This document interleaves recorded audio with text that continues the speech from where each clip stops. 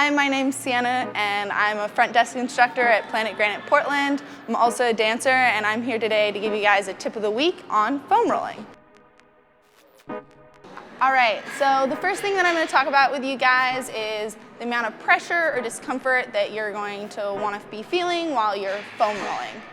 And I'm going to be foam rolling my hamstrings and my calves to give you an idea of what this might look like.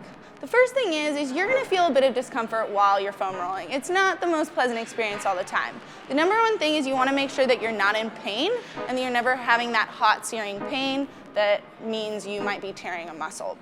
What you're doing while you're foam rolling is you're trying to release the fascia in your muscles. So it's a stretch, a loosening, a release. And even though it's a little uncomfortable, you're going to have to balance how much pressure you're going to be using. So what I'm going to do is I'm going to lift my body up onto this foam roller using my hands and my other foot. I can control how much pressure I'm using with these limbs and adjust how much weight I put on my hamstring.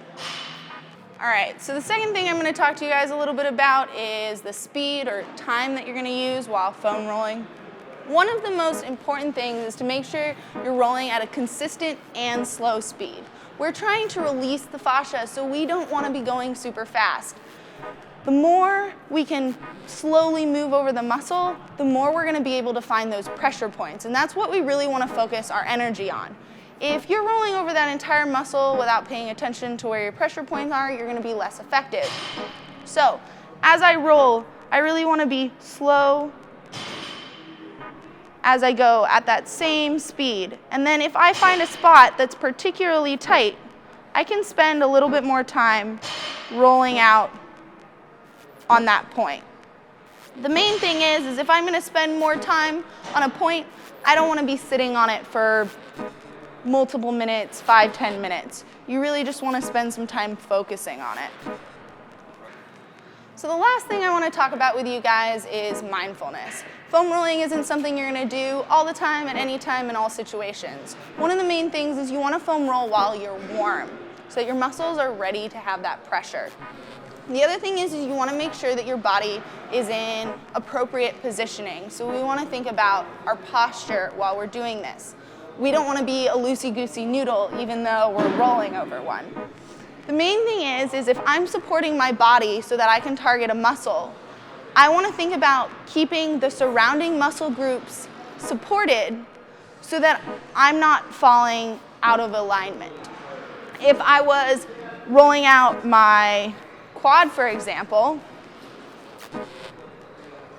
I'm going to be in a push-up position. And I want to make sure that I'm engaging my core and the rest of my body so that I'm not slumped over this. So I'm going to roll out in that push-up position, engaging my lats and engaging my core. The last part of being mindful is sometimes foam rolling can be really beneficial to an injury, but you don't want to be rolling directly on the injury or directly when it's inflamed. Often, if you have an injury that's related to a tight muscle, you want to be rolling out on either side, so upstream or downstream of the injury, just never directly on it. And be really mindful about that pressure and pain, so rolling away from that injury and never back onto it. Thanks for watching, guys. I just want to remind you that there are so many components of foam rolling and it has to do with our muscles. So if you have any questions or you have an injury, make sure to consult your fitness professional. And for more videos like this, check out our blog.